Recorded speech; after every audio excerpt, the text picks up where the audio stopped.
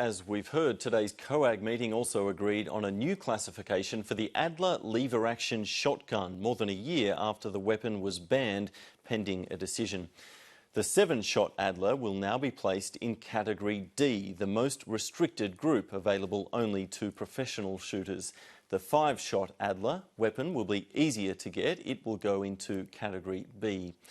Robert Borsak from the Shooters, Fishers and Farmers Party in New South Wales is one gun user who had lobbied for easier access.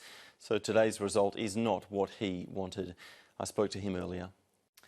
All right, Robert Borsak, what does this actually mean? Who will be able to access the 7-shot in Category D? Well, virtually nobody can access them. They're really very, very strictly controlled. That's the same category that controls AR-15s, AK-47s and all sorts of other self-loading firearms of the military style particularly. It's not appropriate to have there. Professional shooters who do have access to those type of firearms, for primarily feral animal control. I don't even think farmers actually can get their hands on them.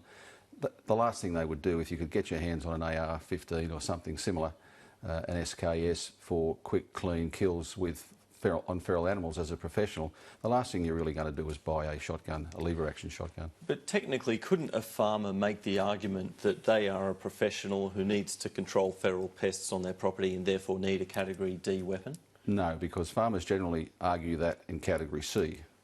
And in Category C, they have open to them the ability to get automatic or self-loading shotguns, which are much more efficient, much easier to use, and much more economic if you are a farmer.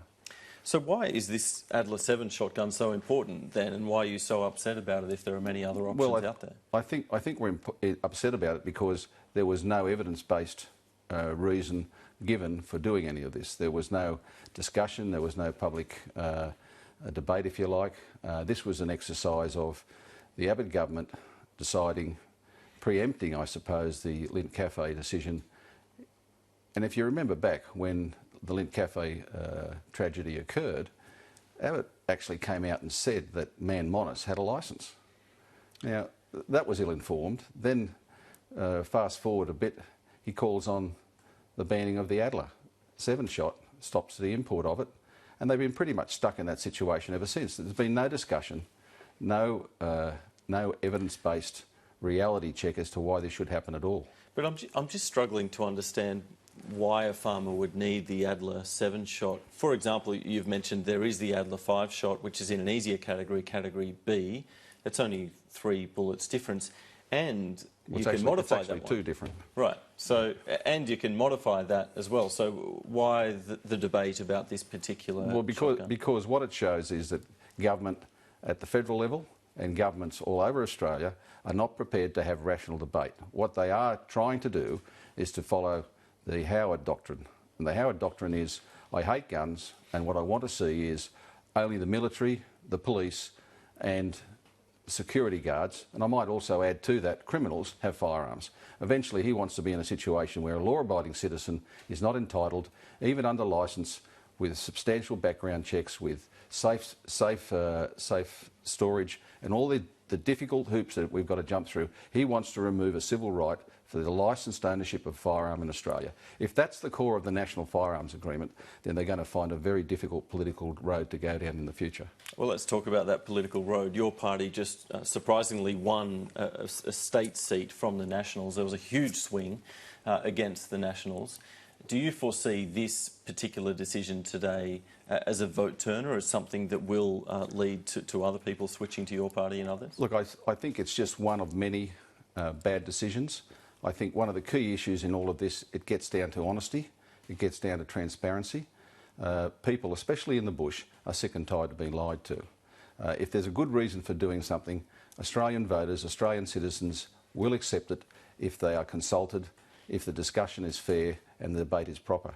But in this particular case, this is just another straw on the camel's back of people in the bush, and I might also say in the city, losing confidence in the decision-making processes of government, both at a state and federal level. Do you know many people who use the Adler shotgun, either version of it? I know a few people that own it. In fact, last week I was away with one fellow who had one.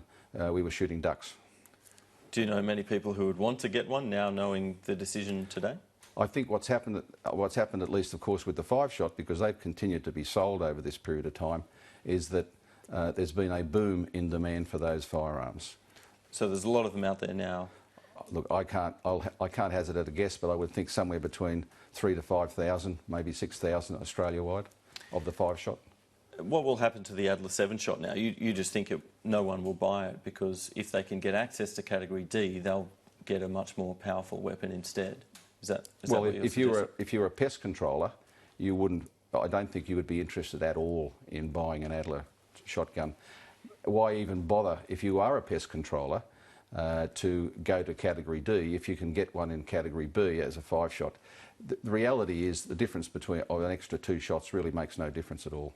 Just finally and briefly, what's the end game here for you? Do you want a complete relaxation on all weapons in Australia and to make them all much easier to get for anyone who Look, gets a license? the end game for the Shooters, Fishers and Farmers Party is to see that all shooters, all fishers, all farmers are dealt with properly, that they are not ruled on from on high, that we can see a day when shooters won't be treated as pariahs, that shooters will get a fair go, and we're not seeing that at the moment. And this decision today, as a deliberate, quick and dirty stitch-up by Minister Keenan, won't augur well, not just at the state level, but at the federal level as well.